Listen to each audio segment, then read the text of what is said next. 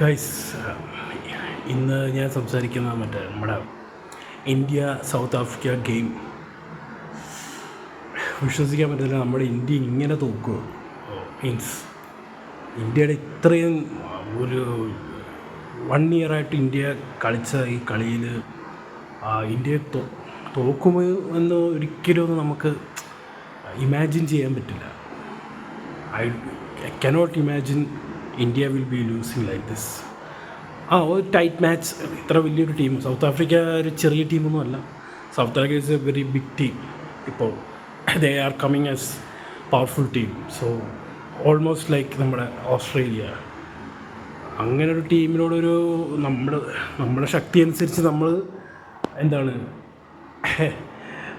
ഒരു tight match 1-2 റണ്ണിന് വേണം ഈ തോക്കണം, ഇല്ലെങ്കിൽ അങ്ങനെ 2 വിക്കറ്റിന് തോറ്റു. ഇങ്ങനെ മീൻസ് ചെറിയ. പക്ഷേ ഇത് ഭയങ്കരമായിട്ട് അസോസിയേറ്റ് ടീംസ് അറിയാലോ. അസോസിയേറ്റ് ടീംസ് എന്ന് പറഞ്ഞാൽ ഈ USA, അയർലാൻഡ്, സ്കോട്ട്ലാൻഡ്, പിന്നെ അങ്ങനെയുള്ള നമീബിയ, ഇവരെ പോലത്തുള്ള അസോസിയേറ്റ് ആയിട്ട് ക്രിക്കറ്റ് കളിക്കുന്ന ഗ്രേറ്റ് പ്ലേയിങ് നേഷൻസ് അല്ല. അതേപോലെയാണ് നമ്മൾ ഈ പ്രാവശ്യം തോറ്റത്.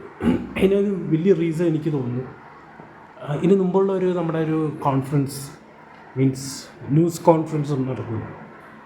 സൂര്യകുമാർ, നമ്മുടെ ക്യാപ്റ്റൻ, അതിൽ ഇങ്ങനെ സംസാരിച്ചുകൊണ്ടിരിക്കുമ്പോൾ സൗത്ത് ആഫ്രിക്കൻ ഒരു റിപ്പോർട്ടർ ചോദിച്ചു, ഇന്ത്യക്ക് സൗത്ത് ആഫ്രിക്കയെക്കാളും പ്രഷർ കൂടുതലായിരിക്കുമല്ലോ ഈ കളിയിൽ.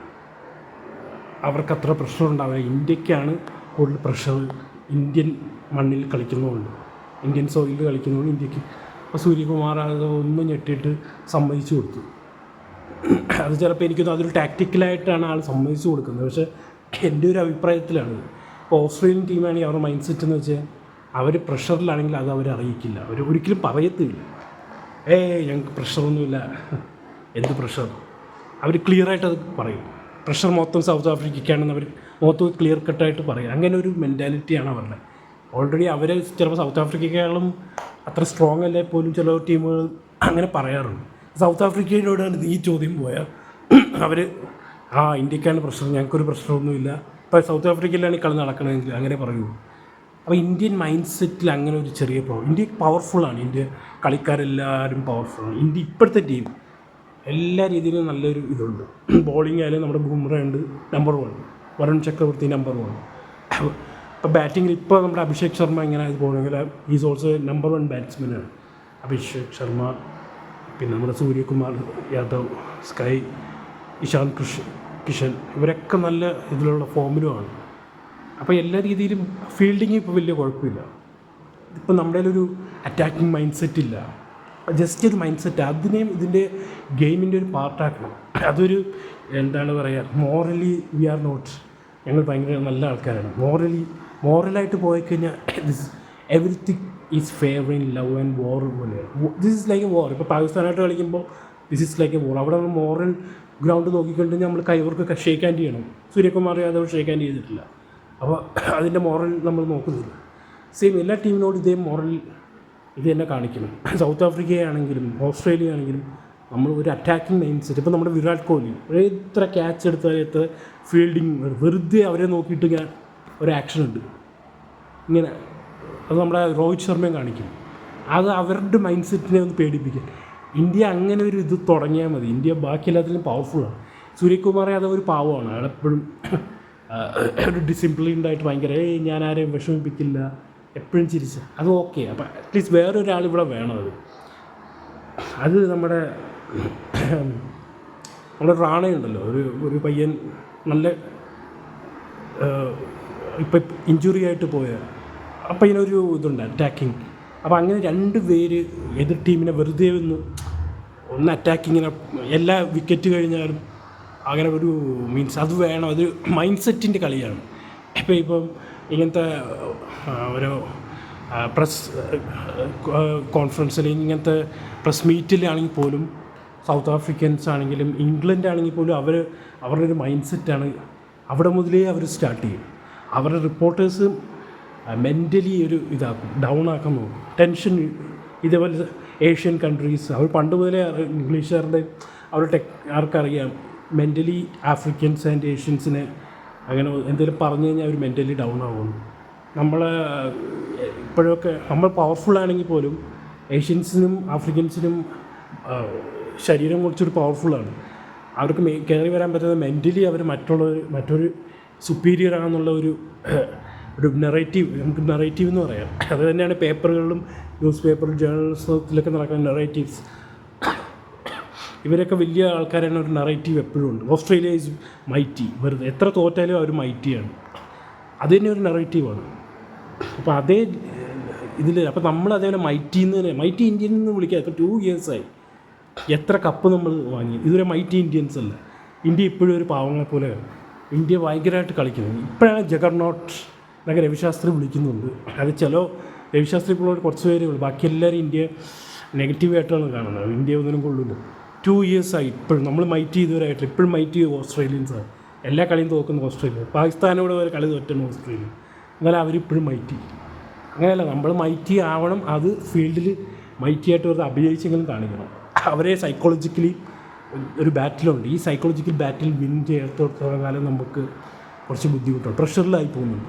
ഇന്നത്തെ കളിയിൽ തന്നെ 21st ഇന്നത്തെ കളിയിൽ തന്നെ അത് തന്നെ സൗത്ത് ആഫ്രിക്കയോട് മെൻ്റലി നമ്മൾ ഡൗൺ ആയി. അത് അത്ര ഇതിൽ തന്നെ ഇയാൾ സമ്മതിച്ചു, സൂര്യകുമാർ, യെസ് പ്രഷറുണ്ട് എന്നുള്ളത്. അത് അവരോട് സമ്മതിക്കേണ്ട ആവശ്യമൊന്നുമില്ല. ഇപ്പം തന്നെ അടിയറോ പറഞ്ഞ പോലെ കളി തുടങ്ങും. പിന്നെ കുറച്ചൊക്കെ അവരുടെ ഒരു സൈക്കോളജിക്കൽ വർക്ക് കാരണം.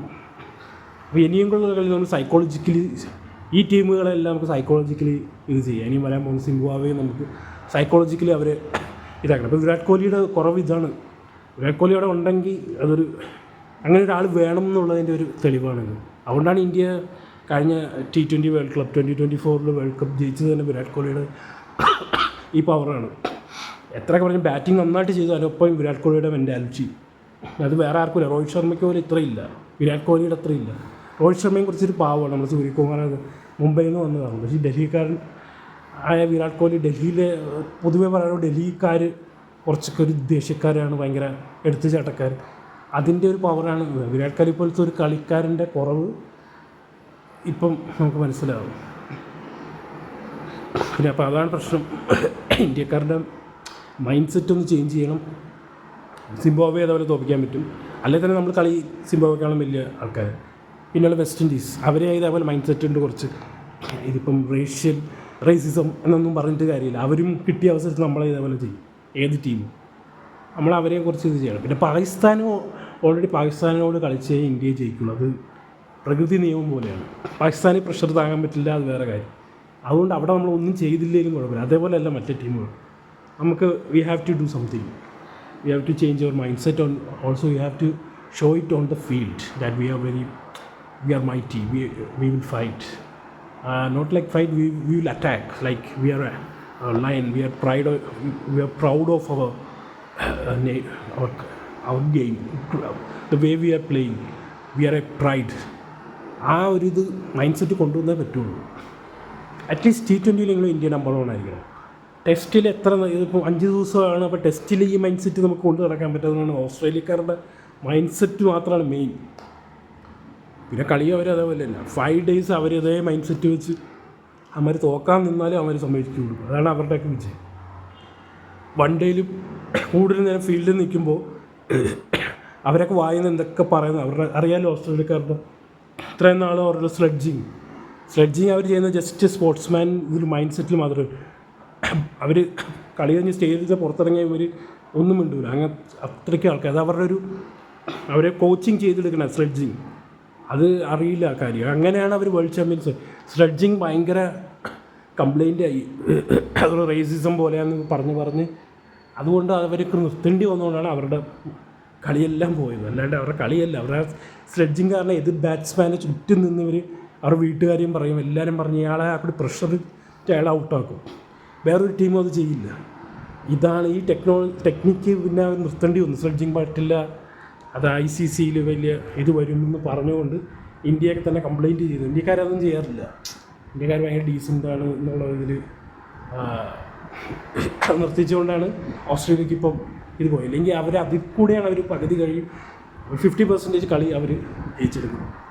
സ്ലെഡ്ജിങ് എന്നൊക്കെ പറഞ്ഞാൽ ഫുട്ബോളിൽ പിന്നെ ഇവർക്ക് അറിയില്ല. ഫുട്ബോളിലൊക്കെ നിങ്ങൾ കളിക്കാൻ ചെന്ന് കഴിഞ്ഞാൽ അവർ എന്തൊക്കെ പറയും അങ്ങോട്ടും ഇങ്ങോട്ടും, അടിയൊക്കെയാണ്.